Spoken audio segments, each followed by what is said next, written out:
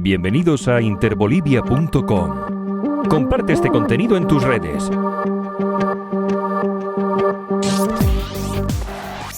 Como lo han planteado, de reflexión, de información y de establecer con claridad lo que ha ocurrido en el país, ese tiempo en el que ha habido un golpe de Estado, tiene una serie de acciones legales. Creo que no hay una reflexión colectiva sobre todo lo que ha ocurrido y la gravedad de los hechos. Se está terminando de construir una comunicación realmente democrática. Creo que durante el golpe de Estado todos recordamos que, salvo ustedes y otros medios, no existía la posibilidad del debate, de la discusión de ideas y de lograr que el pueblo boliviano entienda lo grave de lo que estaba aconteciendo y el objetivo que tenían al haber vulnerado este artículo 169 de la Constitución, que es la base para sostener que ha existido un golpe de Estado.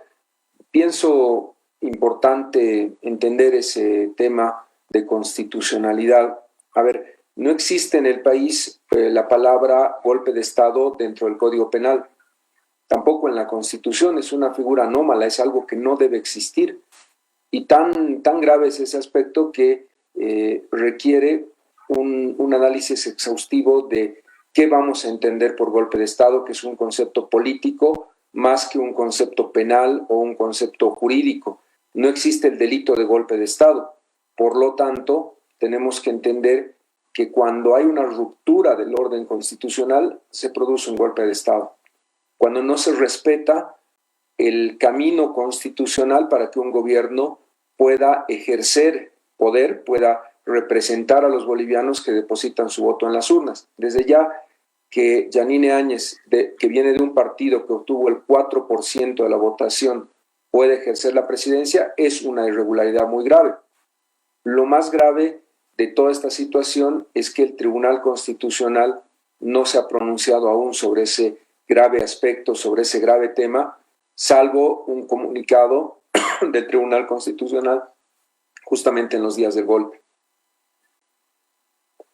Me parece que ese es el tema medular, es la causa que desencadena luego todas las demás consecuencias, y por eso es importante entender si ese comunicado del Tribunal Constitucional ha constitucionalizado la sucesión de Áñez y la ha transformado en una presidenta constitucional, lo que sostienen quienes afirman que no existió un golpe de Estado, y esto no es verdad. Esto es un argumento, el que utilizan ellos, que el mismo Tribunal Constitucional se ha encargado de refutar. El presidente en ejercicio en ese momento del tribunal, Petronilo Flores, fue durante el golpe de Estado a la Cámara de Senadores a explicar en una petición de informe oral que no existe un comunicado que sea vinculante o que esté avalando la sucesión de la señora Áñez. Por lo tanto, necesitamos que el Tribunal Constitucional determine con claridad que ese artículo 169 de la Constitución no se ha aplicado debidamente. Esto va a ocurrir.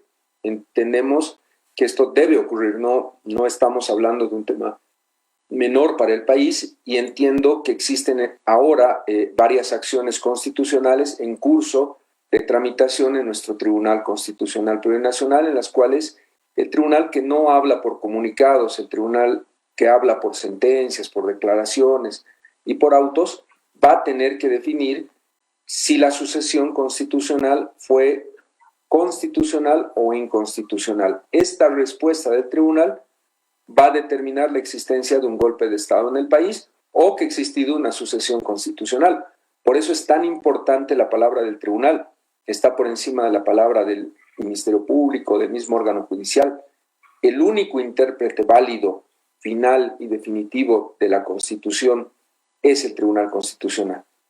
Creo que ese es el núcleo que a veces nos perdemos porque empezamos a pensar que lo que dijo Doria Medina y Tuto Quiroga en la Católica, o lo que dice una fiscal, o lo que reclama Camacho puede tener que ver con un golpe de Estado. Inclusive lo que dijo el padre de Camacho, que había pagado a policías y militares, puede ser simplemente, como ya nos está acostumbrando a Camacho, parte de una familia de gente que habla por hablar, que dice lo que le viene a la cabeza y no algo que tenga fundamentos fácticos, jurídicos, que tenga solidez en su argumento. Lo que tiene que importarnos a los bolivianos es la palabra del Tribunal Constitucional. El Tribunal Constitucional es quien debe decir si esa sucesión fue o no constitucional. Ese es el punto medular para sostener que ha existido un golpe de Estado y para generar, como consecuencia de esa decisión, acciones en el ámbito de la justicia penal, porque de haber existido una sucesión inconstitucional se habría configurado un delito. ¿Cuál es ese delito? Resoluciones contrarias a la Constitución y las leyes. Quien actúa contra la Constitución, quien actúa contra las leyes del país de manera dolosa, de manera irregular, como sostenemos el gobierno a través de la Ministerio de Gobierno y la Procuraduría General, en el caso Golpe de Estado 2, comete el delito de golpe de Estado. Por más que el Código Penal no lo diga expresamente, se dan esos dos delitos: resoluciones contrarias a la Constitución y las leyes e incumplimiento de deberes. Y quienes cometen ese delito tienen una pena de 12 años de cárcel. Además de eso, además de esa situación, pueden darse otras violaciones a los derechos humanos: las masacres de Sencata, de Sacaba, la grave corrupción en cada uno de los actos que han sido realizados en la dictadura de Áñez, pero el punto medular, el punto central para determinar la existencia de un golpe de Estado es el pronunciamiento que debe realizar, y esperemos más pronto que tarde, el Tribunal Constitucional. Ellos deben decirnos si ha existido una sucesión constitucional o inconstitucional. Eso es lo que da pie a toda la estructura jurídica para sostener que ha existido un golpe de Estado. Qué importante, doctor, esa primera aclaración que en términos jurídicos y constitucionales, según nos explica, va a dar una línea seguramente en lo que respecta a todo el proceso que el pueblo de Bolivia está esperando. Pero antes de ingresar en los detalles que usted ya nos ha comenzado a manifestar, doctor, quisiera nuevamente invitar a mi compañera Gabriela en Cochabamba para que nos haga un breve resumen de algunas informaciones en torno precisamente de lo que viene aconteciendo en el país, y muchos de ellos tienen que ver con el proceso, con el golpe de Estado y bueno, lo que ha pasado en el país. Gabriela, con usted, por favor. Así es, Ramiro, un importante invitado, el que tenemos ya casero del programa.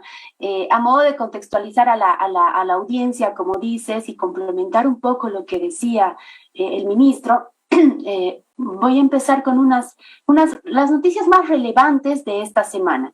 Fueron relevantes esta semana, pero también es importante considerar que van a ser importantes de ahora en adelante, porque es el inicio y la continuidad, digamos, de este proceso que se está llevando a cabo a partir de este tema que ha sido un tema realmente importante en estos últimos años.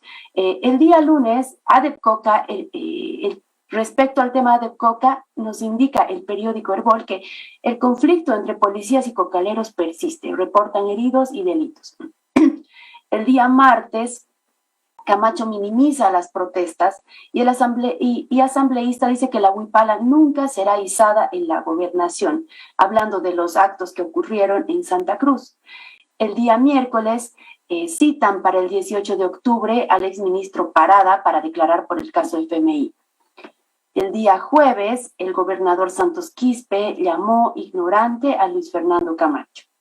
El día viernes, ATV Digital publica que un abogado indica que Camacho deberá explicar su rol en el golpe de 2019, los financiadores y su allanamiento al palacio. Y también en este día es importante porque respecto al caso golpe de Estado, la Fiscalía cita a declarar a Luis Fernando Camacho y a otros indicados.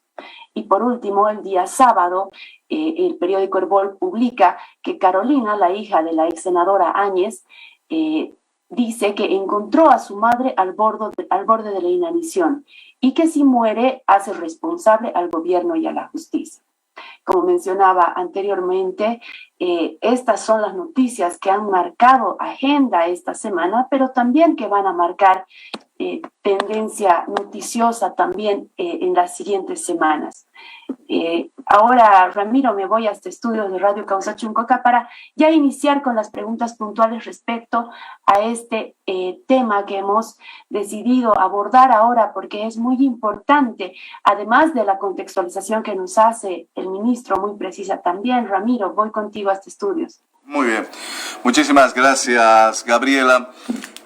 Para no dejar de lado el contexto inicial que nos daba cuenta el hermano ministro respecto de lo que debe manifestarse o debe señalar el Tribunal Constitucional. Hermano ministro, para darle un poquito, para no dejar como pendiente este tema, me gustaría hacerle una primer consulta. Si el Tribunal Constitucional debe decir si ha habido o no una sucesión constitucional o no en función de ello para definir si ha habido golpe o no, según he entendido, usted me aclara si es así. Ministro, dos vías. Si el Tribunal Constitucional señala que no hubo una sucesión constitucional, ¿qué procede? Pero si el Tribunal Constitucional dice que sí hubo una sucesión constitucional, ¿qué procedería también? O sea, ¿qué caminos, qué vías nos libera esa manifestación al que usted señala de parte del Tribunal Constitucional, que dice es algo sumamente importante, hermano ministro? Sí, Ramiro, has puesto la luz en el tema fundamental.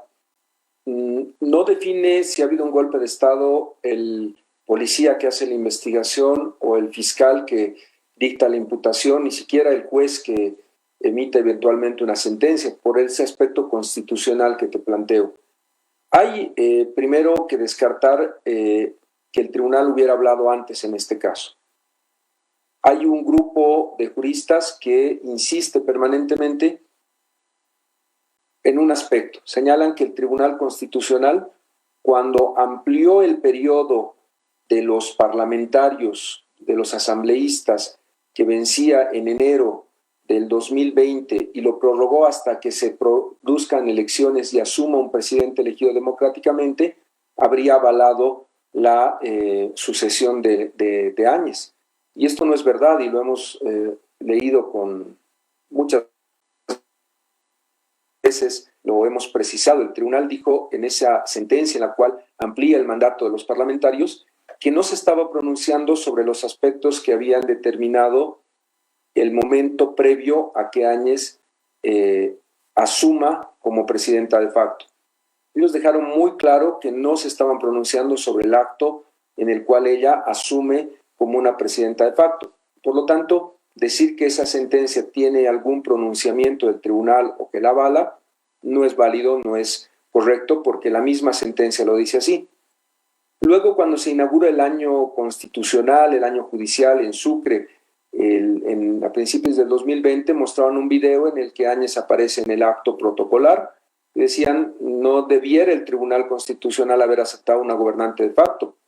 Al haberla aceptado como parte del acto protocolar, ellos están avalando la calidad de presidenta en un ámbito constitucional, y esto tampoco es verdad, lo ha aclarado el presidente del Tribunal Constitucional en su momento. Lo que ha ocurrido es un acto protocolar que no es ni una sentencia, ni una declaración, ni un auto constitucional. Lo más fuerte ha sido el comunicado, ¿no? El comunicado ha sido algo que siempre se ha sostenido, que podría ser un pronunciamiento del tribunal. Lo he dicho en la introducción, esto tampoco es evidente. Entonces, hay que empezar a analizar en qué casos el Tribunal Constitucional va a poder pronunciarse, y son varios. Les recuerdo que durante el gobierno de facto, lo que hacía la señora Áñez cuando Eva Copa promulgaba una ley, era plantearle una consulta previa de constitucionalidad al Tribunal Constitucional para evitar que la ley entre en vigencia. Me refiero a la ley que regulaba los estados de excepción en el país, que no la publicó, la ley que tenía que ver con el uso del dióxido de cloro o con la que tenía que regular el cobro excesivo de los hospitales, una serie de normas que ella, una vez que Eva Copa las promulgaba, decidía no publicarlas y mandaba el caso al Tribunal Constitucional. En todos esos casos, el tribunal tiene que hacer un análisis de si ella está legitimada para atender el proceso. Y ahí ha habido mucho tela que cortar, ha fluido mucho el río, lo que ustedes quieran ver todo este tiempo, porque se ha presentado la necesidad de saber si ella era presidenta, porque si era presidenta, lo correcto era que el tribunal atienda y resuelva la consulta que estaba realizando, pero si no es presidenta, si nunca ha tenido una sucesión constitucional, lo que había hecho era un acto arbitrario. Y era necesario por eso ver con qué acreditaba su calidad de presidenta. Y ahí tuvo que investigarse a la notaria de fe pública que había emitido el poder que le daba esa investidura.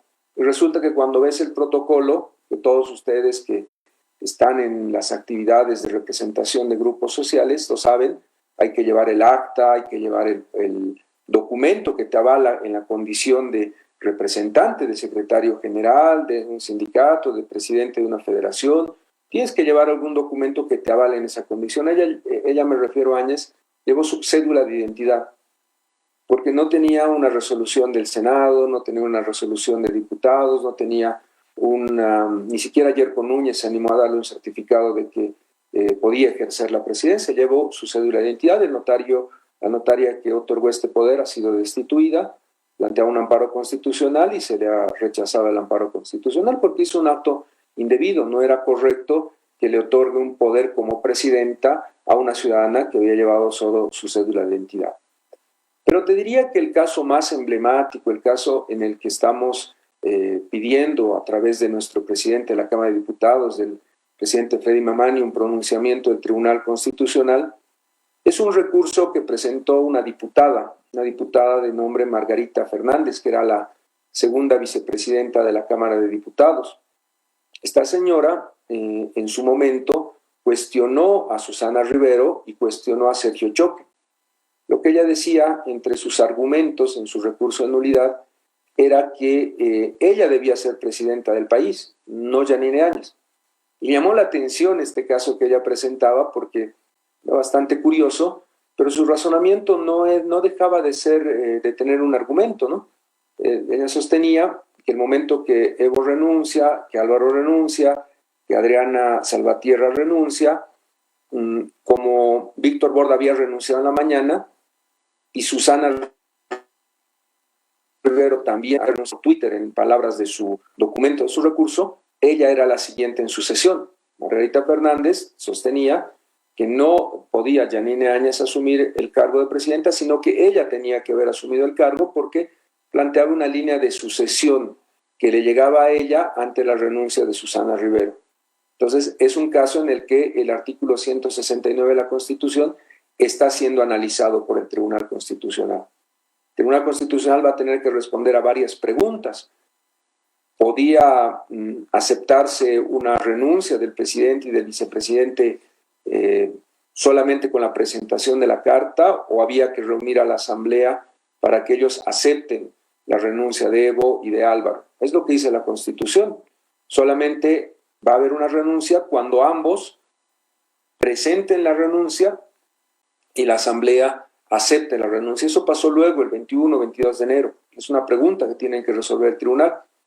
La segunda es la renuncia de Adriana Salvatierra. Adriana Salvatierra podía renunciar en una entrevista televisiva o necesitábamos que se cumpla la ley, la Constitución, la ley electoral que señalan que una mujer cuando es autoridad debe renunciar de manera escrita, personal, de manera que su renuncia sea conocida inicialmente por el Tribunal Supremo Electoral, luego por la Cámara y se elija a su sucesor en ese ámbito de actos, de acciones, y no por una renuncia en la televisión. Y finalmente, sí, la renuncia de Susana Rivero por Twitter, que no fue realizada en verdad, hay una investigación sobre ese tema, y queda claro que ella termina de renunciar después de haberle entregado la sucesión a Sergio Choque, luego de que la Cámara de Diputados lo elige a Sergio Choque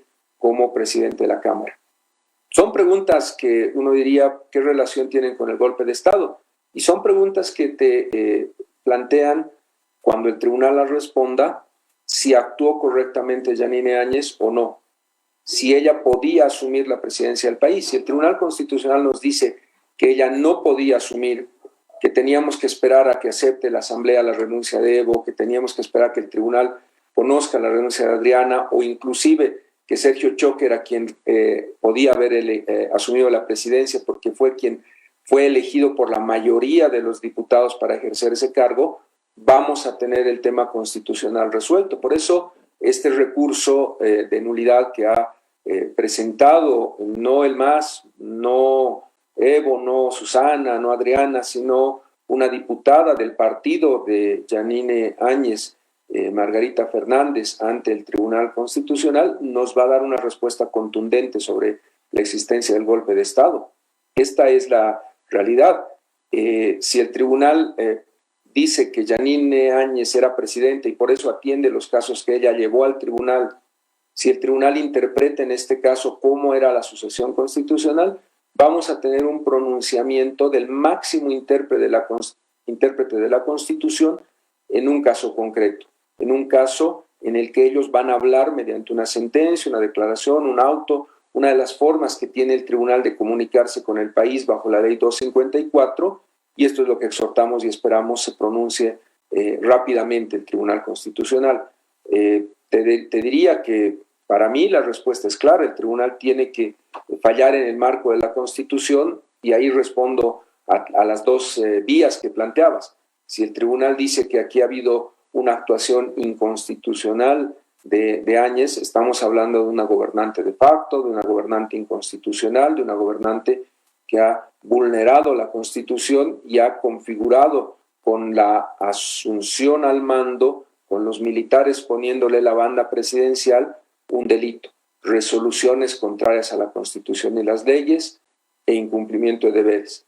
Por esos dos delitos se le está procesando en el caso Golpe de Estado 2, en el cual la justicia ha determinado una detención preventiva de 6 meses, ha imputado a quienes le han coadyuvado a realizar esa acción, que son los militares del alto mando y el comandante general de la policía, todos ellos, algunos declarados rebeldes, otros con detención preventiva, van a tener que responder por el golpe de Estado producido en la medida que el Tribunal Constitucional también se pronuncie. Me dirás, ¿qué ocurre si el tribunal no se pronuncia? ¿Qué ocurre si el tribunal contrariamente dice, aquí ha existido una sucesión constitucional? La respuesta es la misma. Ellos son el máximo intérprete de la Constitución. Por más que el país piense que no está de acuerdo, porque en esta posición, en este gran debate que hay en el país sobre el golpe de Estado, tenemos al país dividido. Unos dicen que hubo golpe, otros que hubo sucesión constitucional. En una democracia, en un país serio como el que tenemos, en un Estado de Derecho, quien va a dar la última palabra en esta temática es el Tribunal Constitucional Plurinacional. Eso es la respuesta para ambas posibilidades. Seguramente que si el Tribunal Constitucional dice no, aquí ha ocurrido un vacío de poder y aquí ha habido una sucesión constitucional, la señora Áñez irá ante la justicia y pedirá que se le absuelva de los cargos y que pueda ser sobreseída en esos casos. Hay en responsabilidad de la señora Áñez la firma del decreto 4078 que ha dado lugar a graves violaciones de los derechos humanos, ejecuciones sumarias identificadas por expertos internacionales, y tiene ahí un caso pendiente que amerita una sanción de más de 30 años sin derecho a indulto. Por lo tanto, creo que este es el escenario. Adicionalmente, ya también hay imputaciones y órdenes de detención de la señora Áñez por graves hechos de corrupción. En todos los ministerios, salvo el Ministerio de Trabajo, se ha encontrado responsabilidad penal de ella, en 17 ministerios de Estado, en auditorías, en procesos de investigación de transparencia, en casos penales. Su participación ha sido esencial para que se cometan delitos tan graves como el de los respiradores chinos y españoles, la venta, la compra de gases lacrimógenos, la creación de una comisión en justicia que liberaba y eliminaba procesos penales tan graves como el caso de terrorismo por orden de ella, en desarrollo productivo en la empresa boliviana de alimentos, ha ordenado que su prima, que no tenía ninguna formación, pueda ser la gerente de la empresa y ha establecido una pequeña red de familiares que recibían un sueldo superior al de un ministro de Estado, en contra de toda la ley financiera, el presupuesto y hasta el sentido común. Te diría que ha habido una malversación muy grave de los recursos públicos en todos los ministerios. Me estoy imaginando solamente el manejo que han hecho a las donaciones que ha recibido el país para la pandemia, o el mal uso de aviones militares que se tienen que destinar para combatir los incendios, temas de seguridad que se utilizaban abiertamente por parte de su hija. Eso ha sido de dominio público. La Cancillería, que se guardaba el dinero que tenía que destinarse a los bolivianos que estaban en diferentes lugares del mundo, no ejecutaba ese dinero y resulta que lo ejecuta solamente para Mohamed, que era nuestro embajador de ciencia y tecnología, que no hizo otra cosa que causar graves daños económicos al Estado. Ha sido un gobierno de facto, un gobierno irregular, un gobierno corrupto, pero tienes que dividir los casos. Por una parte, cómo llega al poder; por otra parte, cómo masacra al pueblo boliviano y ordena que para mantenerse en el poder se mate a bolivianos; y la tercera fase, el corrupto gobierno, el peor gobierno de la historia del país, que ha hecho que bajemos más de 11 puntos en el crecimiento que teníamos, que ha desbaratado todo el trabajo que se hizo en 14 años. Eso tienen que tener responsabilidades y las hemos denunciado. La manera que se ha subordinado al Fondo Monetario Internacional para adecuar nuestra política económica a mandatos internacionales que no piensan en el pueblo boliviano, sino en otros factores; cómo ha violado la libertad de expresión; cómo ha logrado que los bolivianos que estaban en la frontera sean apátridas y no puedan volver al país. Son tres momentos: cómo llega, cómo se consolida matando, y cómo es que es un gobierno corrupto que le roba al pueblo boliviano. En cada una de esas tres áreas tienes actores, tienes querellantes, tienes temas diferentes, pero el punto que a mí me parece medular para despejar de una vez esto que dicen algunos, no ha habido golpe de Estado, ha habido sucesión constitucional, está en palabras del Tribunal Constitucional. Y yo espero y lo exhorto permanentemente cuando me refiero al Tribunal Constitucional, que dejen de tomar tiempos tan prolongados. Hay la necesidad en la patria de que el tribunal ya se pronuncie en este y en otros temas. Para terminar esta idea, me parece a mí que este posible debate que han construido a partir del golpe de Estado en confrontación con un fraude es solamente un recurso retórico, un recurso que piensa justificar de alguna manera la grave violación que han hecho a la Constitución y a los derechos humanos. Te lo voy a decir siempre: el momento que nos muestren las actas en las cuales existe un fraude, tendremos que investigar eso, pero hasta el momento no ha pasado de un discurso retórico, de un debate de decir si eran expertos, doctores o eran estudiantes en Salamanca, de decir si los estudios que se han dado en las universidades más destacadas en Estados Unidos en materia de estadística y de proyecciones son o no son vinculantes. Vamos al tema concreto, vamos a la situación que están planteando. ¿Dónde están esas actas fraguadas? Yo lo que te puedo decir contrariamente es que 9 fiscales de los casos y 9 fiscales departamentales han determinado el sobreseimiento de los vocales de los tribunales departamentales electorales. Hay en este momento en curso una acción presentada por el Tribunal Electoral de Santa Cruz que está impugnando el sobreseimiento, y con esa parte de la historia que se cierre, vamos a cerrar un capítulo que diga con contundencia que el fraude monumental de Carlos Mesa solo ha sido una mentira monumental, y habrá que pasar a la siguiente fase de ese proceso, que es encontrar a los responsables de lo que ha ocurrido con esa distorsión de la democracia, con esa grave afrenta al voto de los ciudadanos. Hay que empezar a definir, lo ha planteado el GIEI, quiénes han mandado a quemar al servicio de impuestos en Tarija, por ejemplo, que no tenía nada que ver con el tema electoral, y a los tribunales electorales en Santa Cruz, en Potosí, en Chuquisaca, Hay que empezar a ver quién ha sido el responsable de haberle mentido al pueblo boliviano y haber generado una situación de conflagración que nos ha llevado a un golpe de Estado que ha matado a bolivianos para consolidarse y se ha robado los recursos de los bolivianos. Hay que empezar a analizar la responsabilidad cuando ha quedado claramente evidenciado que no ha existido ningún fraude electoral. Y el cherry de la torta, si tú quieres, es este trabajo que está emprendiendo el Procurador General, el doctor Wilfredo Chávez, de invitarle a todos los bolivianos. Entiendo que este mes él va a iniciar ya el recuento acta por acta para demostrarle al país y a los bolivianos y a la comunidad internacional que no hay un acta que pueda ser cuestionada, que pueda ser diferente a la que los ciudadanos han recogido, que no han votado muertos, como decían ellos, y que no ha existido ninguna vulneración al voto de los bolivianos. Esto es ya un demostrarle al mundo y al país que esa teoría del fraude es una teoría que solamente ha estado en la cabeza de Carlos Mesa para justificar su derrota, que luego se traduce en una aplastante derrota cuando el presidente Luis Arce, logra el 55% de apoyo de la gente. Lo que decían ellos, lo que decía en su teoría de que era imposible que en un recinto el 97, 98% de la gente apoya al MAS, luego en la siguiente elección se ha aumentado 100% de la población votando por el movimiento al socialismo. Entonces, creo que ya está quedando claro para la historia que el fraude no fue más que una construcción retórica y, contrariamente, estamos llevando un debido proceso para demostrarle al país, al mundo, que ha existido un golpe de Estado. Ese es el momento en el que estamos y creo que ahora, en este caso, lo planteaba Gabriela con claridad, están buscando la confrontación entre los bolivianos. Están buscando llamar al conflicto nuevamente porque no tienen razones jurídicas.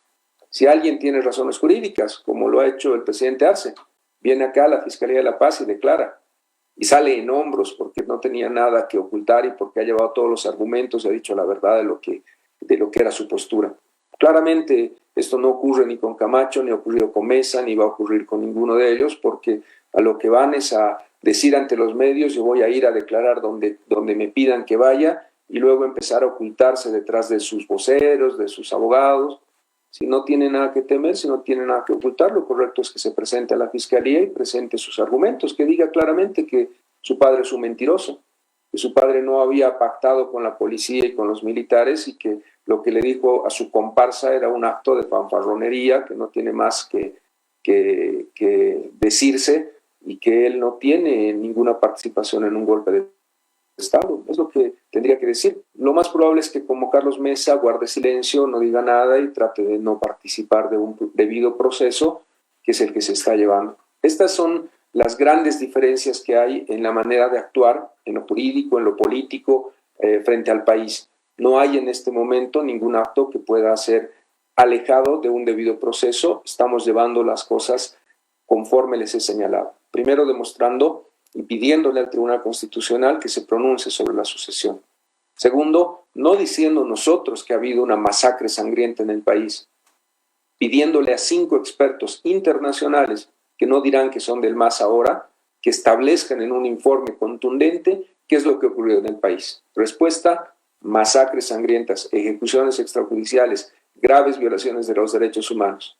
Y finalmente, tercera etapa, estamos demostrando con pruebas, con evidencia, que han sido el gobierno más corrupto de la historia de Bolivia. Esto es lo que está pasando y la única respuesta que tienen a esto no es argumentar en un tribunal, no es argumentar de ninguna manera. Lo que están buscando simplemente es confrontar nuevamente a los bolivianos y esto ya no lo podemos permitir porque esto es algo que ya sería un extremo de negligencia. Hay que actuar en lo jurídico, en lo político, en los medios, para dejarle claro al pueblo boliviano que entiende y que actúa de buena fe, que están siendo utilizados por un grupo que lo que no consiguen las urnas piensa buscarlo luego con la confrontación entre bolivianos.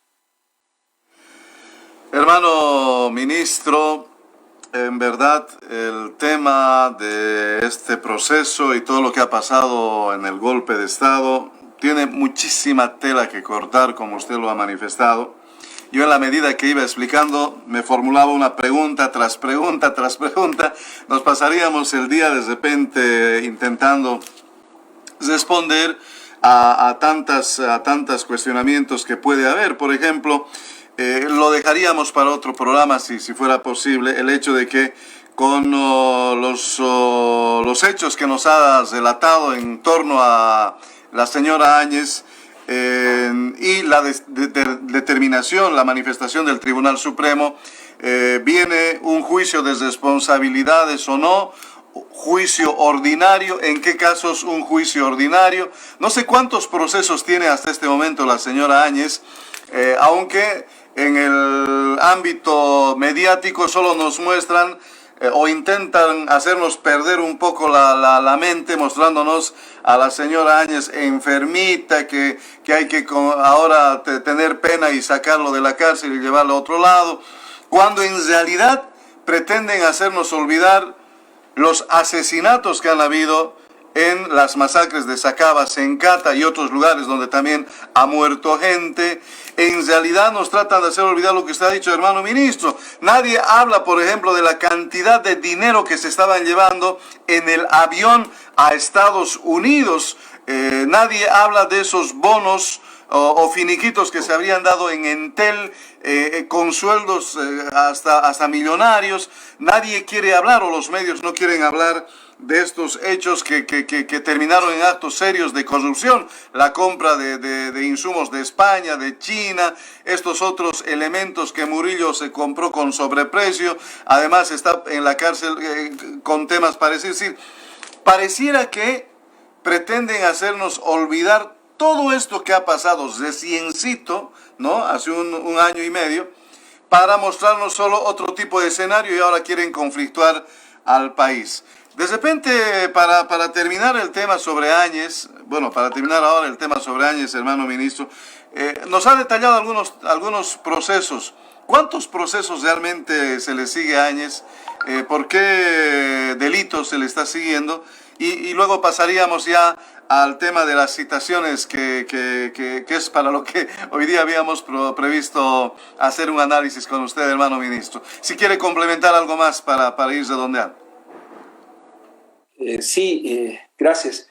Tiene razón, creo que me he extendido en ese punto, pero creo que era importante señalarlo. A ver, ella tiene en este momento 5 juicios de responsabilidades y un sexto juicio que tiene que ver con el tráfico de armas, que estamos analizando con nuestro ministro de Defensa si se presenta como juicio de responsabilidades o como juicio ordinario. Fue el ingreso de las armas en un Hércules de Argentina el mismo 13, el día... no queda claro el momento en el que ella toma acción, si la toma ella o Tuto Quiroga, o quién toma la decisión de autorizar el ingreso de esas armas del tráfico. 5 casos que no necesariamente van a ir a juicio de responsabilidades. Hay la obligación de parte del Ministerio de Justicia de denunciar estos hechos, de llevarlos a la Fiscalía, al Tribunal Supremo y que lleguen al nivel de la Asamblea. Porque entendíamos que luego de un informe tan contundente como el del grupo de interdisciplinario, íbamos a tener una posición uniforme de comunidad ciudadana y creemos, de dar curso al juicio de responsabilidades. Pensamos que esta actitud, que era la lógica y la de sentido común de apoyar el juicio de responsabilidades, que lo habían dicho ellos, si hay un debido proceso, si se trata de temas de derechos humanos, vamos a apoyar el juicio, ahora ha cambiado radicalmente. Tú lo sabes, Carlos Mesa y Luis Fernando Camacho no quieren dar curso al juicio de responsabilidades. El Movimiento al Socialismo no tiene 2/3 de votos, por lo que era necesario ver caminos alternativos. Y por ello ha empezado a presentarse acciones penales que van contra Áñez. La más avanzada, la que te mencionaba, de la empresa boliviana de alimentos. En ese caso, ella ya planteó una excepción que se llama de incompetencia, de decir que ella no podía ser juzgada por un juez ordinario, sino por juicio de responsabilidades. La juez que ha conocido el caso dijo que no, que ella es una gobernante de facto, que no puede ser juzgada en responsabilidades, y mantuvo el caso en la vía ordinaria. El caso fue apelado, está actualmente en la sala penal del Tribunal Departamental de La Paz. También están en plazo, entiendo que esta semana deberían ya pronunciarse, y seguramente con esa definición vamos a tener ya un cierre de que Áñez puede ser procesada en la vía ordinaria. En esos casos de corrupción se la menciona como cómplice o partícipe en más de 75 juicios ordinarios. La mayoría de los ministerios han elaborado auditorías, calculo alrededor de 1,000 auditorías. Ha habido alrededor de 325 investigaciones en las unidades de transparencia, y cada uno de los ministerios, el que más casos tiene es el del gobierno, han presentado acciones penales en las cuales la participación de Áñez es esencial. Es claro que era una estructura corrupta, una estructura mafiosa que recibía de cada uno de los ministerios, si tú quieres, aportes, remisiones de dinero, uso indebido de influencias. Te lo digo en todos los ministerios, en el que tú quieras tocarme, podemos hablar en algún momento en un reporte al país de cada uno de los ministerios. El ministro de Energías, Guzmán, recibe la propiedad de los Tigres en el Beni en un título firmado por Yanine Áñez, cuando todos sabemos que una presidente no le puede dar una propiedad a su ministro. Cosas de ese tipo las encontramos permanentemente.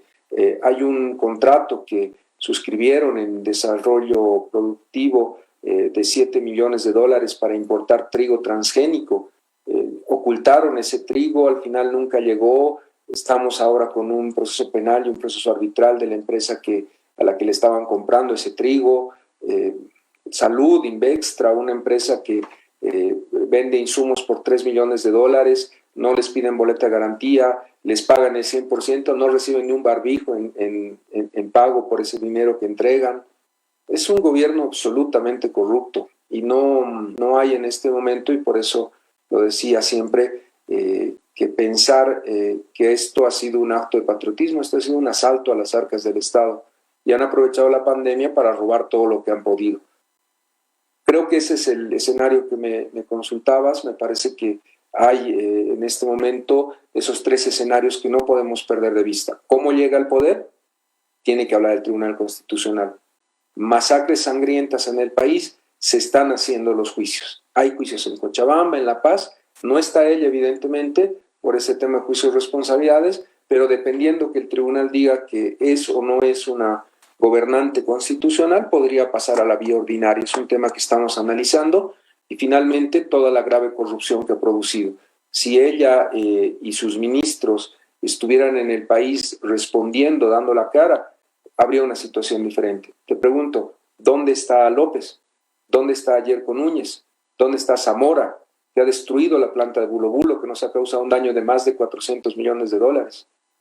Hay pues riesgo de fuga en este caso. Cuando se le ha encontrado estaba con las maletas listas para irse del país. Entonces, creo que se dan los elementos de un debido proceso para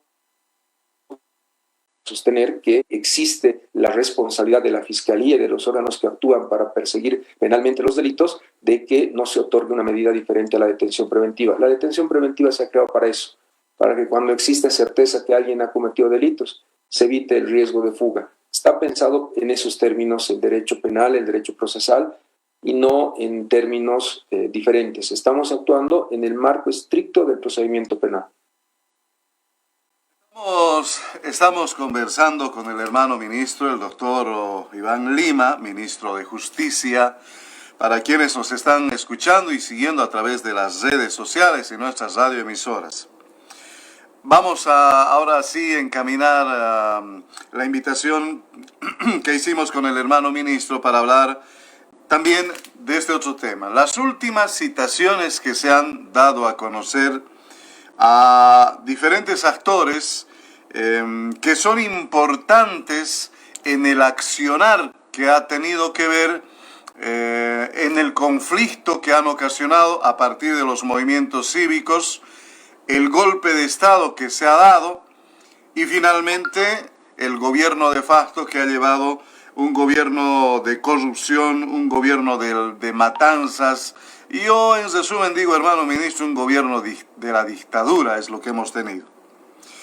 Hemos tenido conocimiento, públicamente se ha anunciado que se cita al señor Luis Fernando Camacho, entonces era presidente del Comité Cívico de Santa Cruz, es para el día 7 en La Paz, según se da cuenta, pero se ha anunciado también que hay citaciones, se va a hacer entrega o se van a hacer conocer para Carlos Mesa, para Tuto Quiroga quienes ya han reaccionado, además dando a conocer una serie de declaraciones. Y también hay, por ejemplo, algunos actores como policías, el matador Mamani, que también ha sido citado a declarar. Hay muchos otros actores, pero entre los más importantes están los que hemos mencionado. ¿Podría quizá, hermano ministro, darnos un detalle a partir de su percepción como autoridad, pero también como profesional abogado? Primero, ¿cómo ve esta parte del proceso que el pueblo está exigiendo, que haya justicia y que los verdaderos responsables del golpe de Estado respondan ante la justicia boliviana? Pero ahí entre medio hay de que quiere declarar en Santa Cruz, no en La Paz, dicen que sí o no, el hecho de que su padre dice que niega totalmente lo que había dicho Camacho y se lo ve en un video. ¿Cómo ve todo este proceso? ¿Qué lectura nos puede dar para un poco orientar a la población respecto a lo que viene pasando, hermano ministro? Se trata de dos casos, al menos, y un posible tercer caso en relación al golpe de Estado. Lo dejaba claro, es una forma de referirnos al caso, no hay un delito propiamente. En el caso golpe de Estado 1, que lo presenta Lidia Patti, la exdiputada Lidia Patti, se está acusando por terrorismo, sedición, conspiración a los actores que en la teoría del caso de ella y su abogado son los autores o partícipes del caso golpe de Estado. Ahí me parece que hay una inadecuada información incluso de los que han sido citados. Se ha citado a algunos como sindicados, como imputados, como personas que pueden ser objeto del proceso penal. Están en esa situación el padre de Luis Fernando Camacho, que declara el martes, y el mismo Luis Fernando Camacho, que declara el jueves.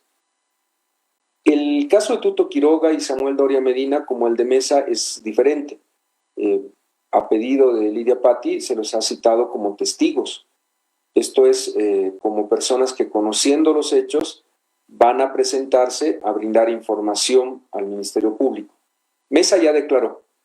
Y recuerden ustedes, en la línea que tiene él, se abstuvo de declarar, mantuvo el silencio. Esta es una constante ya que tiene incluso en tribunales norteamericanos. No fue a declarar sobre los hechos del 2003, mandó su libro, y es una manera él, me parece, que tiene de no respetar a la justicia, de creer que está por encima de los demás bolivianos que siempre van, declaran y prestan información debida.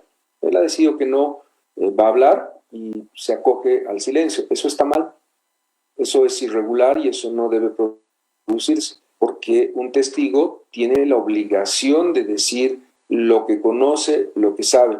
Con su silencio solo podemos interpretar que alega no conocer y no saber nada, y esta declaración en esos términos, en el desarrollo del proceso, va a ir en contra de él. Pero bueno, tiene su estrategia de defensa, se acogió al silencio. Tuto Quiroga está ahora afirmando que es un gran héroe, que va a ir y declarar. El señor Quiroga no puede ser detenido, él está yendo como testigo, ni siquiera va a ser acompañado de un abogado. Los términos de su citación son muy claros, él está siendo convocado para informarle a la Fiscalía sobre su participación en los hechos que se consideran en el país, en la teoría de Lidia Patti y la Fiscalía, en este momento un golpe de Estado. Por lo tanto, que se quiera hacer el héroe por ir a declarar como testigo no me parece apropiado, es simplemente, como pasa con él, un acto histriónico, un acto exagerado, que no tiene mucha relevancia para el proceso que se está llevando adelante. Samuel Doria Medina no dijo nada, pero está yendo también como testigo en este caso. La situación que se presenta con Luis Fernando Camacho es una situación muy curiosa. Tenemos en el país un artículo del procedimiento penal que dice que la notificación debe cumplir su fin, que no va a ser anulada ni que puede ser objeto de que se la deje sin efecto cuando la notificación cumple el fin. ¿Alguien podría decir que Camacho no sabe que debe venir a La Paz a declarar el día jueves? Lo han respondido a través de sus diputados, de sus abogados, de sus militantes de su partido, y hay un convencimiento en el país de que él está en conocimiento de la información. Él, a través de uno de sus abogados, de Jorge Justiniano, sostiene que debe declarar en Santa Cruz. Que lo diga, que lo presente por escrito, es lo que señala el procedimiento penal. Ha planteado que declare por Zoom su padre porque tiene un problema de salud y no puede llegar hasta la ciudad de La Paz. Que lo presenten, que lo planteen. Yo creo que algo que está distorsionando el debido proceso y este caso específico es el litigar a través de los medios de comunicación. Si hay peticiones, si hay petitorios que deban realizar, tienen que hacerlo ante el fiscal y el fiscal en control judicial o directamente tomará las determinaciones del caso. Yo veo que acá están tratando de hacer una acción de naturaleza, ni siquiera te diría política, una situación de enfrentamiento. Lo han hecho a través de la agresión al presidente en ejercicio David Choquehuanca, a la Huipala, con esta marcha indígena que no tiene sustento social, cuando la CIDOB ya está en mesas de trabajo conversando con los viceministros, con los ministros sobre todas las temáticas de ese pliego que nunca existió y que apareció recientemente en Santa Cruz. Entonces se está tratando de generar una situación de confrontación que no es posible entenderla en términos procesales, no ayuda al esclarecimiento del caso, no contribuye a lo que se está investigando en este momento. Las preguntas son muy claras. El padre de Luis Fernando Camacho, en palabras de él mismo, me refiero a Luis Fernando Camacho, ha pagado a militares y policías para realizar un golpe de Estado. Es lo que tienen que responder. No es tan difícil. No es tan difícil decirle al país, no es verdad, he mentido, o mantener su argumento y responder inmediatamente a quién le ha pagado. ¿Quién es el minero que iba a ir a entrar a la Plaza Murillo y a destruir el orden constitucional? Tiene mucho que responder Luis Fernando Camacho. Que no quiera venir es porque no tiene la mínima intención de contribuir en un hecho que sabe es de su responsabilidad, que ha generado una ruptura del orden constitucional. Y romper el orden constitucional tiene consecuencias jurídicas, tiene consecuencias penales. Entonces, el escenario que están buscando de conflagración, en ese caso golpe de Estado 1, es un escenario en el que previsiblemente van a utilizar no armas jurídicas ni políticas, sino de distorsión y de confrontación, y eso no es admisible, no es democrático, pero tiene que entender el país que es parte de la estrategia de lógica, de lucha, de conflicto que han llevado ellos. Golpe de Estado 2 es otro caso completamente diferente. El golpe de Estado 2 es el segundo caso por el cual está detenida Yanine Áñez. Solamente están imputados Yanine Áñez, el alto mando militar y el comandante de la policía de ese momento. Declarados rebeldes los dos comandantes de las Fuerzas Armadas y la policía, otros involucrados que no están dando la cara en el proceso que se ha iniciado, y los demás miembros del alto mando que están actualmente con detención preventiva. ¿Qué es lo que va a ocurrir en ese caso? Es posible que Áñez y los partícipes de ese caso enfrenten condenas de hasta 12, 14 años de privación de libertad. El caso ahí es muy sencillo. La Constitución no permite que los militares le pongan la banda, siendo que no ha habido quórum en senadores ni en diputados y ha habido una sucesión inconstitucional. Va a cerrar el debate en ese caso cuando el Tribunal Constitucional se pronuncie. Te hablaba de un tercer caso que todavía no iniciado, golpe de Estado 3, que ahí tendría que llevarse el caso en función a las personas que han conspirado, que han llevado todo el proceso de seguir una lógica que permita la ruptura del orden constitucional con Yanine Áñez, presidenta.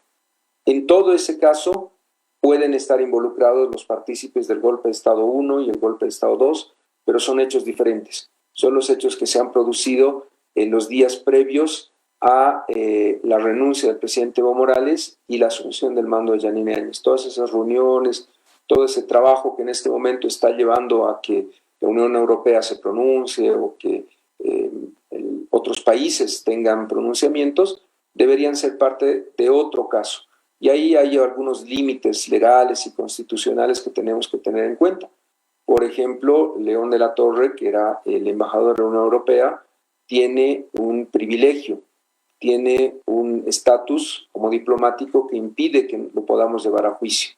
Hay una inmunidad diplomática que impide que personas como él puedan ser llevados a un proceso penal, pero podrán ser convocados como testigos, pues tendrán que dar su palabra en ese tercer caso, si es que el Ministerio Público decide dividir los casos y llevarlo en esa vía. Me planteabas qué orientación jurídica puedo dar. Me parece que esta es la orientación que me pides. Hay un caso golpe de Estado 1, en el que está acusado por terrorismo, sedición y conspiración, Áñez, Camacho, padre e hijo, y una serie de actores que han propiciado los hechos de violencia. Ese caso lo lleva Lidia Patti. Golpe de Estado 2 lo estamos llevando como Estado solamente contra Áñez, militares y policías, y podría haber un caso golpe de Estado 3 en función al desarrollo de las investigaciones y la sentencia que emite en su momento el Tribunal Constitucional. Muy bien. Bien, Gabriela. ministro. Muchísimas gracias, perdón. Volviendo un poco al tema de Áñez, evidentemente hemos hablado de Fernando Camacho y ha sido muy amplia la explicación que nos da el ministro. Hace unos días, en la audiencia, la ex senadora Yanine Áñez, a raíz de esta audiencia y todo ese contexto que nos han planteado los medios, salió su hija a decir que encontró a su madre muy delicada, que al final si Áñez muere, va a culpar, digamos, al gobierno de cualquier cosa que vaya a pasarle.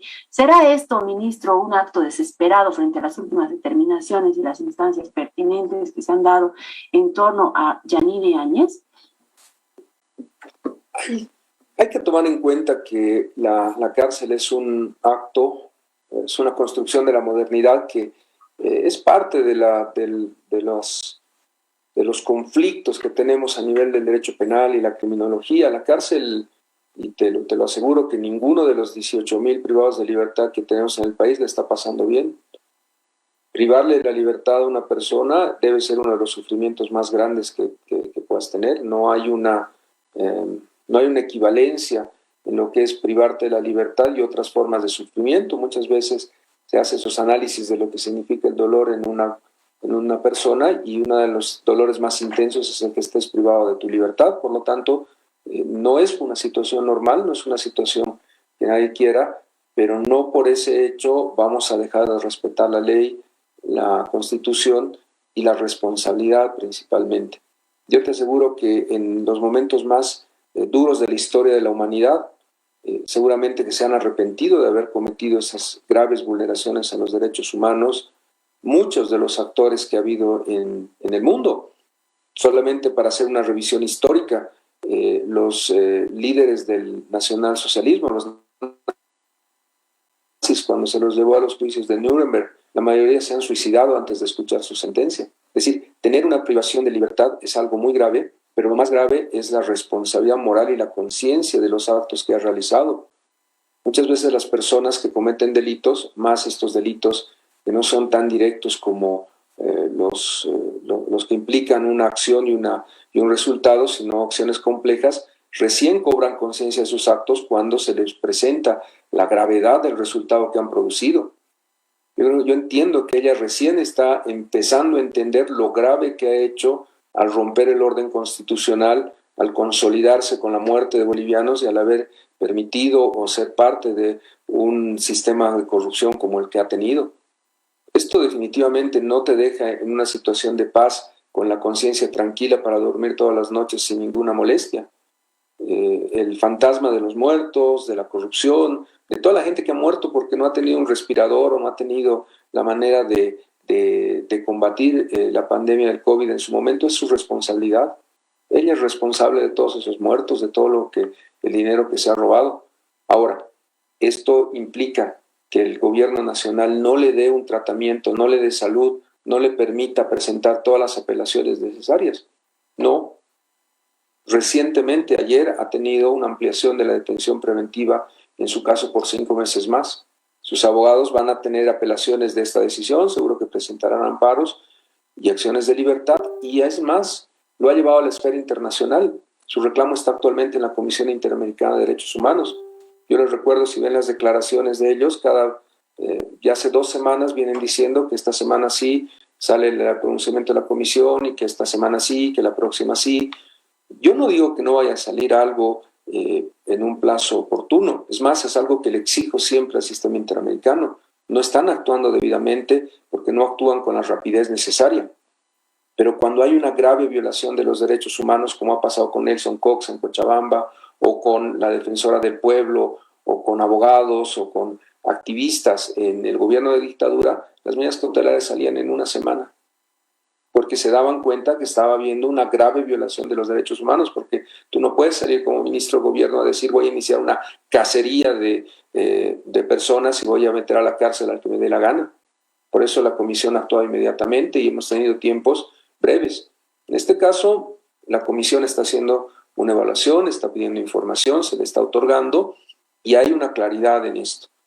Como gobierno, el ministro de Salud está dándole el mejor tratamiento posible que a cualquier otro de los 18 privados de libertad. Es más, las quejas ya vienen de ellos, es decir, ¿por qué no nos tratan igual que a la señora Áñez? Y esto te digo no solamente en Bolivia, en la región y en el mundo. Que tú tengas a tus hijos que vayan a acompañarte, que tengas una alimentación diferente a las de las demás privadas de libertad, que no participes en las actividades que realizan todas ellas, muestra que se está tratando en el estándar más alto posible. Y yo veo que esta situación no se puede confundir, me refiero al tema de la salud y el debido proceso, con un sentido de humanidad y de dignidad. Nunca nos van a escuchar hablar de la salud, porque eso lo hemos dicho, insistimos, es de ella y su médico y su familia. Ese tema no lo vamos a llevar a debate. Jamás vamos a poner en discusión si está muy enferma o poco enferma o cuál es la posición que tenemos como gobierno, porque ese es un tema de la dignidad de ella, de su familia, que lo han llevado a la esfera pública y no debiera ser así. Yo creo que la hija se está equivocando en llevar un tema que es de dignidad y propio de su familia a un ámbito público. Creo que no es apropiado, no es adecuado y contrariamente lo que vamos a hacer nosotros es dar todas las garantías en el debido proceso, en el trabajo del Ministerio de Salud, para que se respete este estándar más alto de protección y lo hemos hecho a nivel de la CIDH. Esto no significa de ninguna manera que nosotros seamos, que el gobierno del presidente Arce admita que está haciendo las cosas equivocadamente o que está haciendo las cosas mal. Estamos respetando el debido proceso. El ministro de Justicia y el de Gobierno no deciden sobre la libertad de un ciudadano. Son dos jueces, el juez 10 cautelar y el juez 2 anticorrupción. Ellos son los que tienen que determinar cualquier medida de cesación o modificación. Esto es un tema de debido proceso. Lo que vamos a hacer como gobierno es garantizar la salud y lo estamos haciendo de la manera más amplia posible y destinando recursos que no se dan a ninguno de los 18,000 privados de libertad del país. Estamos haciendo un trabajo apegado a nuestra Constitución y las prácticas internacionales en la materia. Más que eso no vamos a poder comentar sobre el tema. Sí, le pedimos al Poder Judicial, al órgano judicial de Bolivia y al Tribunal Constitucional que se pronuncien pronto, ojalá que este año ya tengamos sentencias y el país pueda tener la tranquilidad de que se está respetando ese debido proceso y se está actuando correctamente. Perfecto. Hermano ministro, quisiera arrancar esta parte de mi consulta con dos preguntas y luego argumento algo. No sé si voy a tratar de expresar lo que de repente pueda aperturar a una explicación bastante amplia. ¿Es clave la declaración de Camacho? Es decir, mucha gente dice Camacho tiene que declarar. Es Camacho el que va a abrir todas las luces en torno de lo que ha pasado en el golpe de Estado y cuánto ha declarado diciendo que su padre había sido el que ha ido a negociar con militares, con policías. En ese sentido, ¿es clave la declaración de Camacho a partir de una lectura que pueda tener, hermano ministro? La segunda pregunta es, ¿en qué medida será importante las declaraciones de Tuto Quiroga, Doria Medina, de repente algunos otros actores por ahí que están siendo citados, y quiénes más faltarían ser citados para completar un conjunto de argumentos legales que se debiera tener en relación a la actuación que ha tenido Jorge Tuto Quiroga, Doria Medina, y como sabemos han habido también otros. Las dos consultas en relación a que el pueblo de Bolivia, reitero, y usted conoce, hermano ministro, está inquietada por lo que ha pasado, pero además hay reacciones ya que se están formulando. Comités cívicos que tras la citación a Camacho han vuelto a emerger anunciando una serie de movilizaciones en supuesta demanda de la democracia que ellos dicen es la verdadera, y una suerte de acciones que no hacen ver otra cosa que una nueva intención de conflicto en nuestro país en defensa de quien ha sido cabecilla principal del movimiento que ha hecho que haya una denuncia bajo sugerencia de los militares del hermano presidente Evo Morales. Entonces, tomando estos elementos y otros que están aconteciendo en el país, las consultas que le planteaba, hermano ministro, si puede hacernos un análisis y una explicación de cuánto significará estas declaraciones. En el caso golpe de Estado 1, ahí es donde están citados a declarar como testigos y como sindicados los Camacho padre e hijo. Los sindicados en el país pueden abstenerse a declarar. Lo más posible es que digan, me acojo al derecho a guardar silencio y por tanto no exista ninguna declaración. Eso es lo más probable, pero si deciden declarar, de las preguntas que haga el Ministerio Público, en algunas pueden abstenerse y en otras no, y lo previsible es que no presten declaración. En todo caso, en un proceso penal no sostienes la sentencia, la condena, solamente con las declaraciones. Tú tienes que tener pruebas que vayan a sostener lo que estás afirmando. ¿Qué está afirmando en el caso golpe de Estado 1 la acusación del Ministerio Público? Está sosteniendo que ha habido terrorismo, que ha habido sedición y conspiración. Yo en este punto, como sabes, desde siempre, hace mucho tiempo, pienso que hay que tener mucho cuidado, porque en base al delito de terrorismo se hizo una persecución a Evo Morales, a los movimientos sociales y a todas las personas que en el país pensaban diferente en el tiempo de la dictadura. El delito de terrorismo y el de sedición han sido cuestionados por el grupo interdisciplinario de expertos independientes que ha sostenido que esos delitos no se ajustan ni a nuestra Constitución ni al estándar de protección internacional que hay en esta materia. Por lo tanto, hay que tener ahí mucho cuidado sobre lo que está también en el Tribunal Constitucional. Adriana Salvatierra con otros parlamentarios presentaron en el momento del golpe una acción contra esos dos delitos y ahí te digo, cuidado, es de atención, porque el Tribunal Constitucional, te imaginas, desde que estábamos en la dictadura hasta el momento, no ha emitido un pronunciamiento. Y en ese caso concreto es una magistrada la que está demorando la tramitación de ese caso, ni siquiera todo el Tribunal Constitucional. Más allá de eso, que me parece que es importante tomarlo en cuenta, existe ahí el delito de conspiración, en el que necesariamente deben participar militares. Porque hablamos en este caso, y ahora permíteme ingresar a los hechos, de una serie de acciones que desembocan en un resultado. Yo creo que la acción inicial se presenta ya desde el momento en el que Camacho y una serie de actores políticos en el país empiezan a distorsionar los resultados de la elección que el movimiento al socialismo y Evo Morales ganaron con más del 10% y por lo tanto no había que haber segunda vuelta. En ese momento, la intervención de Almagro, la intervención de Mesa convocando a quemar los tribunales y todo lo que ocurre hasta que Yanine Áñez asume la banda presidencial son el ámbito de objeto para el derecho penal.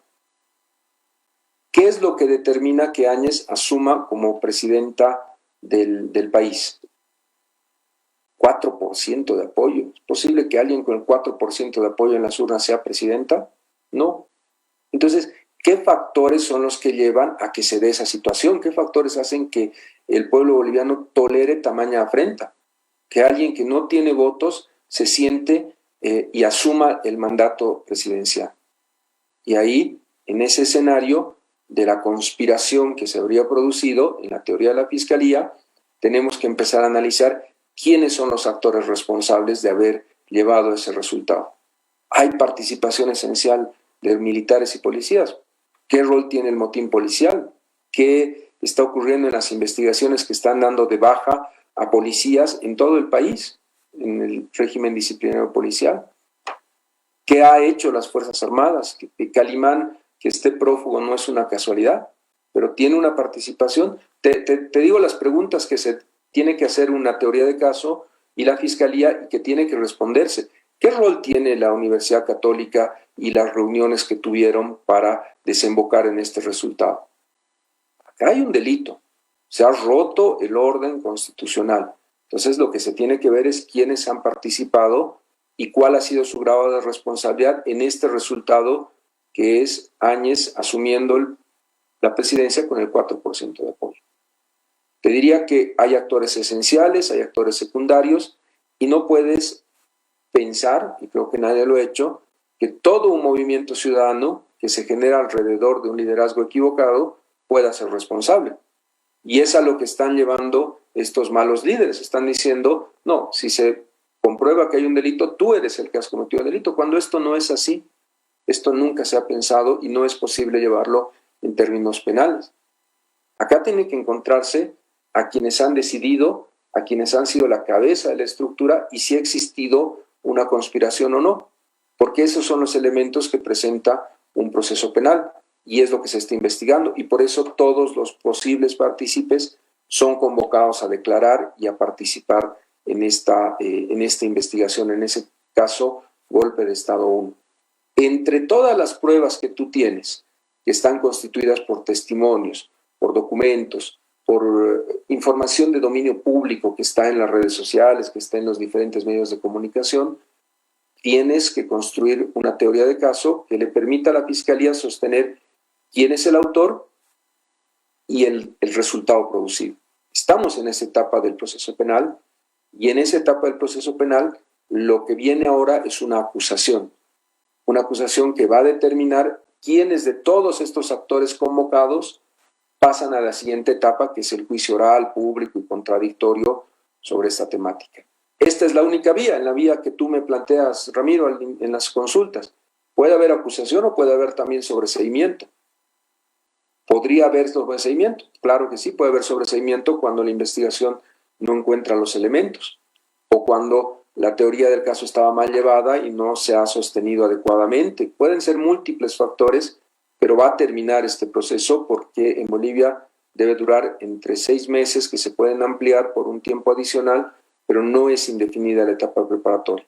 Entonces, en algún momento la Fiscalía tiene que decir quiénes son los responsables de estos hechos que se configuran en esa línea. Terrorismo, sedición y conspiración. Son hechos. Podría cambiar la calificación de los hechos porque esta es provisional. Pero esta parte donde están Tuto Quiroga, Doria Medina, los Camacho y todos los demás partícipes tiene imputados, por el momento pocos, y va a terminar en una acusación o en ampliaciones de imputación.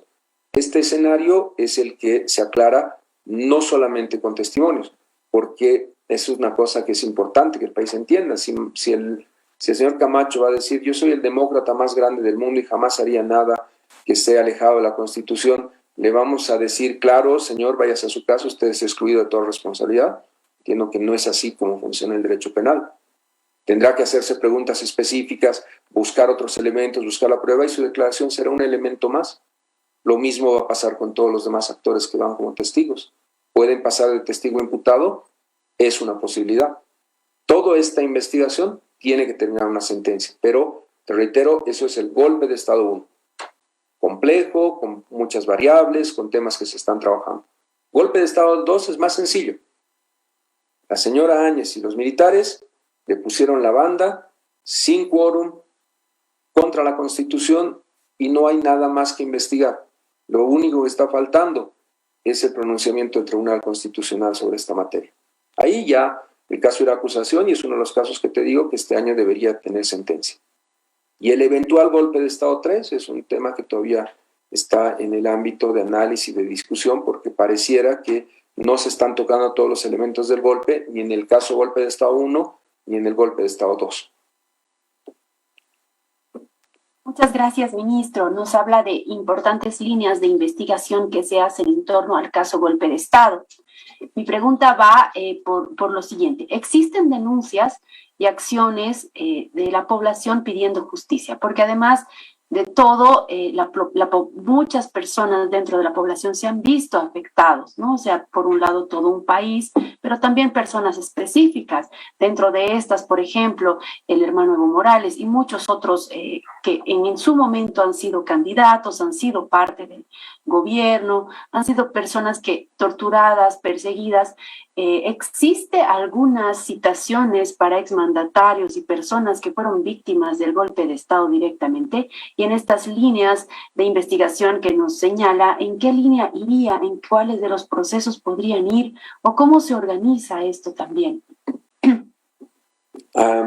Yo te decía que adicionalmente a todo lo que es asumir el mando, asumir la presidencia, tenemos estos 3 eventuales casos que tienen que ver con esa temática.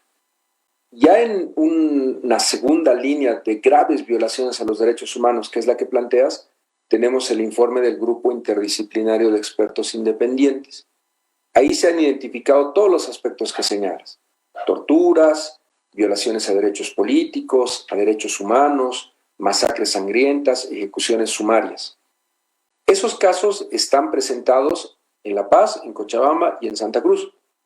Algo que trata de distorsionarse en algún momento es que no se está haciendo nada para estas víctimas afectadas por estos hechos, y esto no es evidente. En Cochabamba, en relación a lo que ha ocurrido en Sacaba, tenemos procesos penales que están con ciudadanos detenidos preventivamente, con investigaciones en curso y con la identificación plena de las víctimas de estos hechos. Lo propio en La Paz, en relación a lo que ha pasado en Sencat, en la zona sur, y cada una de las graves violaciones o muertes de personas ya tienen casos, ya tienen procesos en etapa preparatoria, alguno en etapa de acusación, en los cuales se ha incluido a quienes han sido los responsables de estos hechos. Me refiero a militares, policías, ex miembros del gabinete de Áñez, pero en esos casos que ya están en curso, no podemos incluirla a Áñez porque está pendiente todavía el tema de determinar los juicios de responsabilidades. Ella es la única que no está en estos casos que están avanzando actualmente. Cuando me preguntas el tema de torturas y de derechos políticos, lo recibo, lo acojo como una preocupación que hay en todos los niveles de la sociedad civil boliviana. El Servicio de Prevención de la Tortura dependía del Ministerio de Justicia, se ha aprobado a pedido del GIEI, a pedido del Mecanismo contra la Tortura, que pase a la Defensoría del Pueblo. Estamos justamente en la fase de 30 días para consolidar el traspaso administrativo a la Defensoría. Y hemos planteado como una de las últimas acciones de CEPRED la presentación de una acción penal por las graves violaciones a derechos humanos y torturas que se produjeron durante el periodo del golpe de Estado. Ese es un tema que está avanzando. Lo que yo he visto es mucha dignidad y mucha responsabilidad de quienes han ejercido, de quienes han sido candidatos en las elecciones que fueron cuestionadas como producto de un fraude, que luego se demostró que no había habido ningún fraude. El expresidente Evo Morales, el expresidente Álvaro García, los senadores, en el caso de La Paz, el primer senador, nuestro actual canciller Rogelio Maita, ganó la elección y nunca pudo asumir como senador, o Sergio de la Cerda, que también fue parte de ese proceso electoral, a Susana Rivero en el Beni, muchas personas que terminaron afectadas porque habían sido elegidos senadores, diputados, y no han podido ejercer la representación porque luego en la siguiente elección no participaron como candidatos. Esto es claramente una violación de sus derechos políticos que fue incluida parcialmente en el informe del Grupo Interdisciplinario de Expertos Independientes. No llegó a pronunciarse expresamente sobre esta temática y entiendo va a terminar de llegar a un resultado en sede judicial una vez que terminemos este proceso de demostrar que no ha existido un fraude electoral en Bolivia. Te decía que en Bolivia tenemos 9 fiscales que han señalado que no existió fraude. Ha habido impugnaciones a los fiscales departamentales y todos los fiscales departamentales han señalado, excepto el de La Paz que está pendiente, que no ha existido un fraude electoral. En Santa Cruz se ha presentado un amparo constitucional y todavía no ha terminado de cerrarse en lo jurídico si existió un fraude o no en el país. Hay esas 2 decisiones pendientes, del fiscal de La Paz y del Tribunal Constitucional con relación al caso fraude. Una vez que termine de cerrarse esa fase, seguramente quienes han sido afectados como candidatos podrán presentar acciones legales ante la justicia para un resarcimiento al daño que se les ha producido. Te recuerdo que en Cochabamba se ha dado una situación de queja al Sistema Universal de los Derechos Humanos por una situación parecida en el caso de Rebeca Delgado. El Sistema Universal ha sido muy claro: cuando a un candidato le quitas la posibilidad de participar o ejercer el derecho político, tú tienes que resarcir a esa persona. Eso, entiendo, es a lo que refiere tu pregunta, está encaminado en esa vía. Y en el tema de las torturas, el CEPRED ha presentado varias acciones que están pasando ahora a la Defensoría del Pueblo. Hermano ministro, agradeciendo siempre su presencia y el hecho de que esté acompañándonos en el programa, quisiera por favor permitirme la libertad de coger una consulta que hacen vía redes sociales nuestros seguidores. Y bueno, me parece interesante la consulta que hace nuestra amiga Eloísa, que nos escribe desde, fíjese, dice, de la frontera entre Chile y Bolivia. Me imagino que está por el lado de Uyuni. Eloísa dice: escucho demasiado decir que en Bolivia hay persecución política. Camacho y compañía aseguran que son perseguidos políticos del gobierno actual. Quisiera que el hermano ministro pueda aclararme cuándo es persecución política, qué figura le hace a una persecución política y cómo decimos lo que ocurre ahora, si es o no persecución política. Entiendo que la consulta va por ahí. Muchas declaraciones que señalan que son perseguidos políticos, y aquí nuestra amiga Eloísa dice: entiendo que quiere una definición de lo que es persecución política en realidad y lo que en el caso actual se viene haciendo. No sé si es pertinente una aclaración de cuándo se puede decir que es persecución política, y lo que ahora está aconteciendo, todos sabemos que lo único que queremos los bolivianos es justicia. Sí, a ver, lo que dice el derecho penal es que existen delitos políticos, y estos delitos políticos se dan en una situación como la que hemos vivido en el golpe de Estado. La definición de qué delito es de naturaleza política y qué delito es ordinario, en el caso, por ejemplo, de los exministros del expresidente Evo Morales que estaban en la residencia del embajador mexicano, la realiza el país que va a otorgar el asilo político, en este caso México, y no así Bolivia. Si un delito es de naturaleza política y amerita la otorgación del asilo, es una decisión del país que otorga el asilo. Ahí se da una discusión sobre el delito de naturaleza política o el delito ordinario. Y cuando varios de los exministros de Áñez van fuera del país a pedir asilo, refugio o alguna posibilidad de que se les dé el estatus de asilado, lo hacen bajo el argumento que se los está persiguiendo por razones políticas, no por razones de derecho penal de un proceso ordinario de corrupción, de violaciones a los derechos humanos.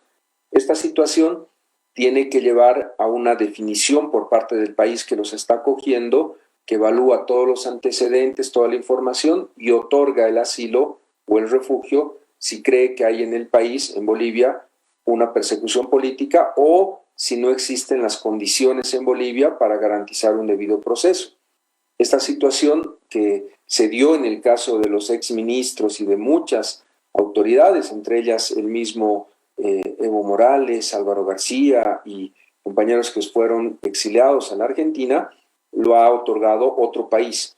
En el país no existe propiamente una categoría de estos delitos son políticos y estos no. Es el país donde van los bolivianos a pedir amnistía o refugio que califica el delito de ordinario o político. Eso en el contexto jurídico. Lamentablemente en el país, contestarle a Eloísa, los políticos que no tienen argumentos, que no tienen razones válidas, que no tienen pruebas y que tienen que responder a la justicia, se acogen en ese, le llamaré muletilla, le llamaré cliché, le llamaré en esa frase de decir soy un perseguido político. Y lo va a ver siempre en aquellos casos en los cuales no existe argumentos, razones, principios, pruebas que vayan a mostrar su carácter de inocentes, de personas que no han cometido un delito. Cuando no tienen la posibilidad de responder en esos términos, siempre le van a decir soy un perseguido político. Y ahí empezamos a ver que no tienen fundamento sus apreciaciones y sus argumentos, pero eso es algo que no está en el ámbito ni de la justicia ni del Ministerio Público, es simplemente una frase para tratar de distraer a la población, a la comunidad. Si ellos tuvieran una persecución política, lo adecuado es que vayan a una embajada, aleguen esa condición y puedan recibir el asilo o el refugio correspondiente. No lo han hecho, no creo que lo hagan, porque aquí en Bolivia damos todas las condiciones y garantías. Contrariamente, en el gobierno de facto, la CIDH otorgaba permanentemente medidas cautelares porque estábamos viviendo en una dictadura y ahí sí había persecución política. Hay persecución política cuando el señor Murillo es policía, fiscal y juez al mismo tiempo y ordena la detención de bolivianos en 48 horas. O cuando prohíbe y encierra a un juez, el juez Huancani, para que no se lleve la audiencia de los respiradores del exministro de Salud a detención inmediata, sin que haya ninguna denuncia ni nada. Ahí hay persecución política. En este gobierno no. Acá tienen todos los bolivianos todas las garantías para llevar adelante sus procesos y presentar su defensa. No tenemos perseguidos políticos y el momento en el que recibimos algún tipo de solicitud de algún gobierno pidiéndonos información, lo hacemos inmediatamente, lo mismo que con la CIDH, y no hay en el país esa categoría de exiliados. Algunos políticos están manifestando o están planteando. En general, lo que tenemos son prófugos de la justicia, son personas que, como el expresidente Entel, ha hecho abuso de la empresa estatal, pagando finiquitos extraordinarios, haciendo gastos suntuosos, desperdiciando y mal utilizando los gastos de Entel. Está fuera del país, supuestamente está en Estados Unidos y se declara un perseguido político. No es una categoría jurídica, es una manera de distorsionar y de no enfrentar su responsabilidad en los tribunales.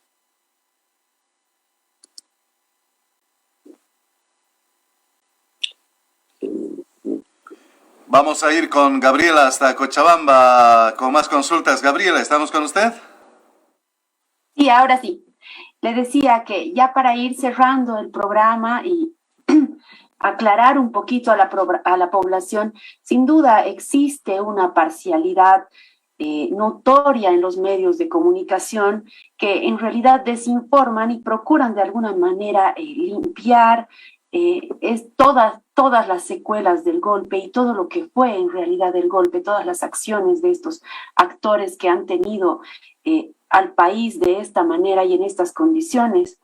Por lo tanto, es importante que como medio de comunicación, como programa y con un compromiso con la verdad, podamos informar a la población respecto al estado real de salud que tiene Yanine Áñez, por ejemplo, que ella continúa los beneficios que ella busca en la cárcel, toda esa victimización que se hace en torno a la misma familia de Yanine Áñez, aclarar la suspensión de la renta que le correspondería como exmandataria, que también ha sido un tema que en las redes sociales se ha manejado de otra manera, direccionado, por supuesto, por estas líneas de comunicación, entre comillas, que se han ido dando durante todo este tiempo, ¿no? Que no se rompen ciertos cercos mediáticos, no se informa lo que en realidad está ocurriendo. Estas acciones legales, ¿podría tal vez usted explicarnos dentro del proceso que ella sigue, de qué manera son legales, de qué manera se están llevando a cabo? Si bien más adelante, anteriormente nos mencionaba algunas acciones con ciertos privilegios que se tiene para Yanine Áñez, pero también es importante ir cerrando el programa con recalcando lo que está ocurriendo con ella, ¿no? Ministro, por favor. Sí, le agradezco por ese espacio. Sí, evidentemente ha habido una serie de solicitudes que tramitan en el Ministerio de la Presidencia con relación a la renta vitalicia que reciben todos los presidentes y expresidentes democráticos del país.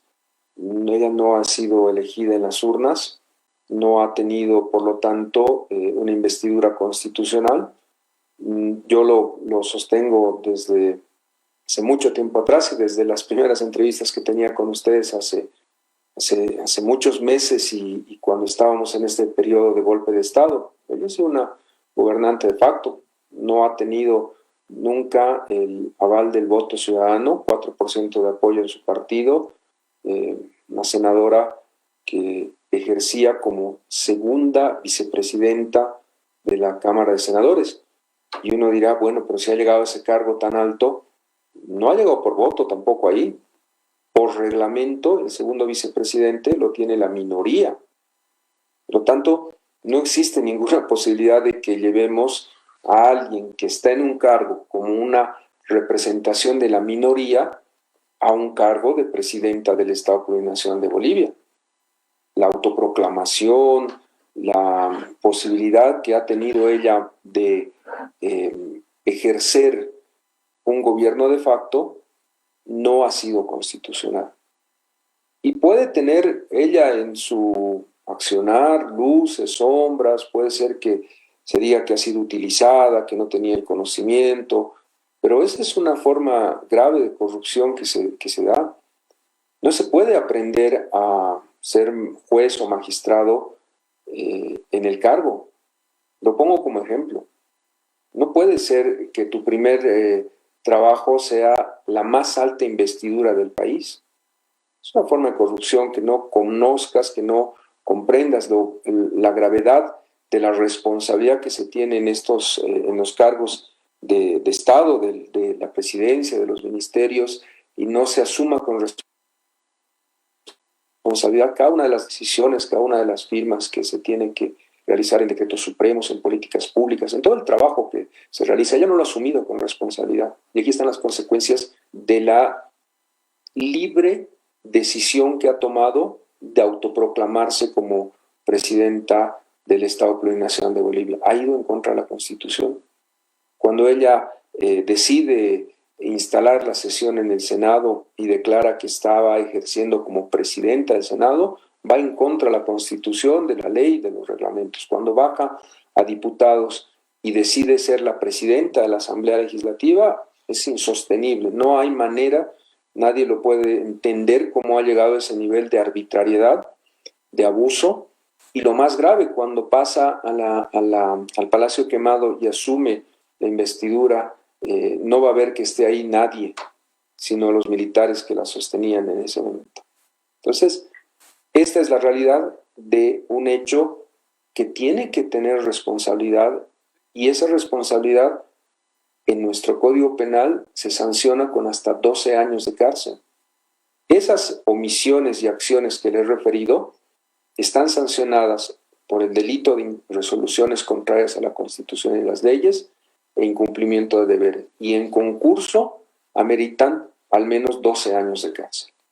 Si no tiene, o si más bien tiene la posibilidad de refutar estas acciones y omisiones que se le está acusando, claramente las presentaría. Yo le invito al país, porque están ahí en las redes sociales, donde se han transmitido las audiencias de ella y todo el proceso. No hay una sola evidencia, no hay una sola prueba, no hay argumentos jurídicos que sustenten lo que ella pretende decir. ¿Qué es lo que ella pretende decir? Que hace una gobernante de transición, que hace una gobernante constitucional de transición. No es verdad. No es verdad, no existe esa categoría ni en la Constitución ni en nuestro derecho parlamentario. Esto es un delito. Lo que ha hecho ella es un delito. Eso no se puede hacer. No se puede permitir que cualquier senador decida con el 4% de apoyo de su partido, con los militares y una convulsión que ha sido generada por ellos mismos, le dé un golpe de Estado a la democracia. Esta es la situación. No estamos siendo arbitrarios, no estamos siendo abusivos, no estamos creando un delito en nuestra cabeza para que ella quede detenida. Hay elementos concretos de que ella no ha respetado la Constitución y en ese nivel ha incumplido sus deberes como senadora y por lo tanto va a merecer una sanción penal.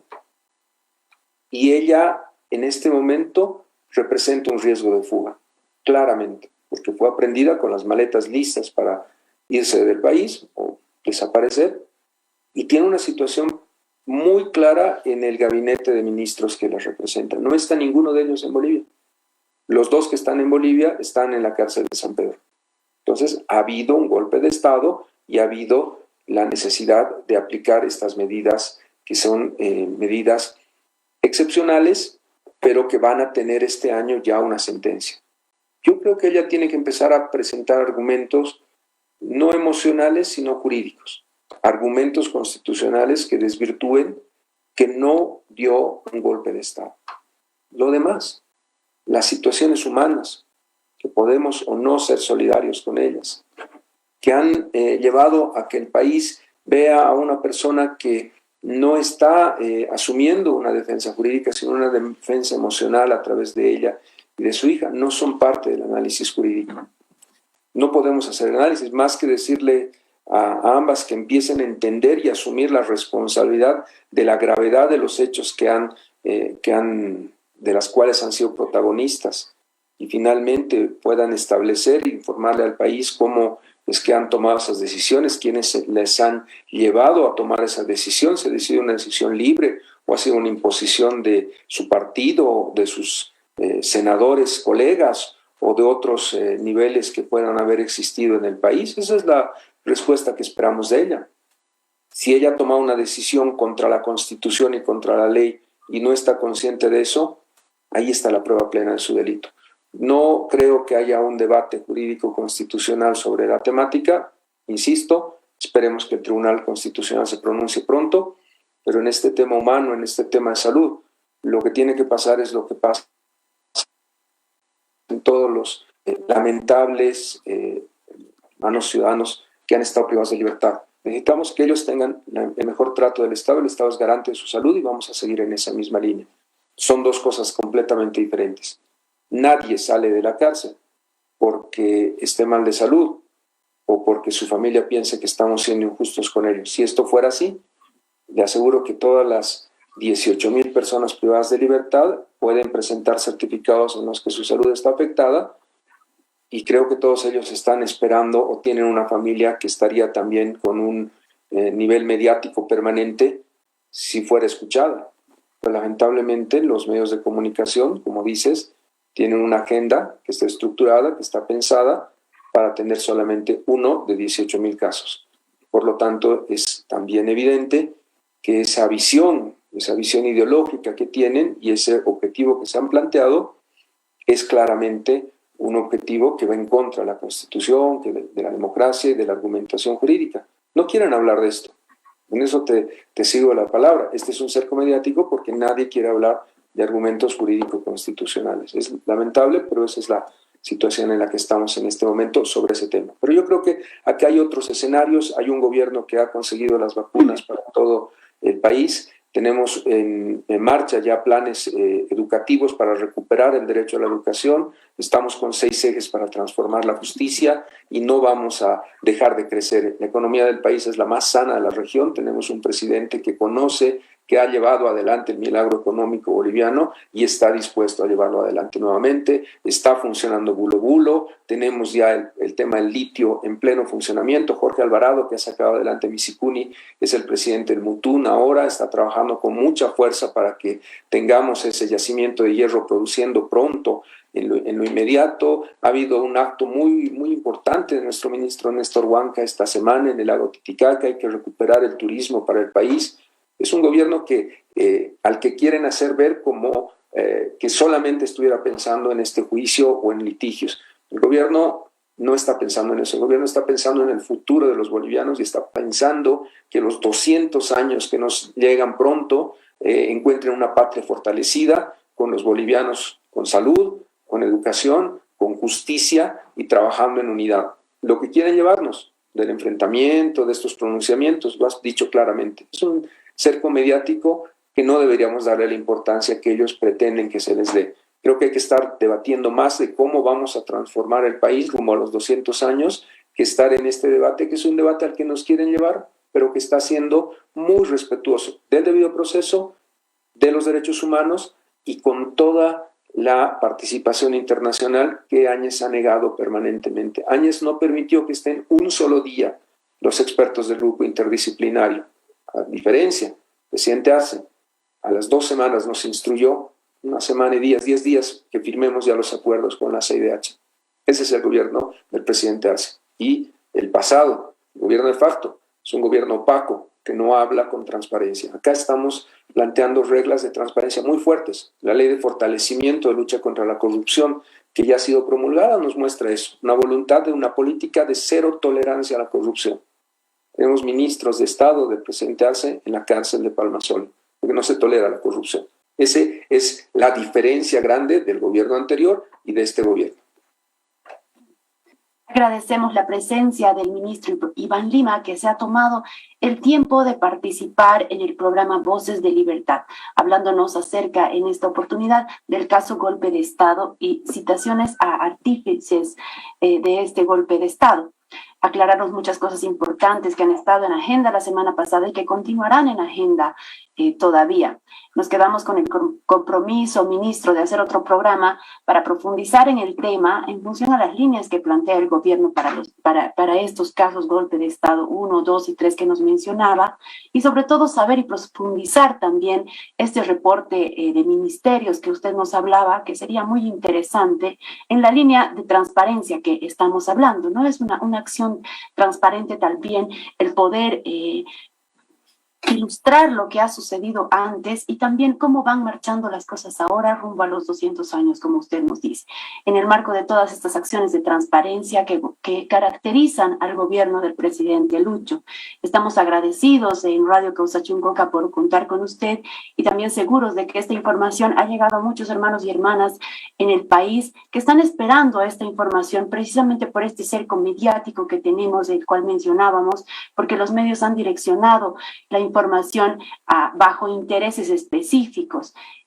Agradezco nuevamente su participación, ministro, y lo dejo con unas últimas palabras para despedirse de la audiencia.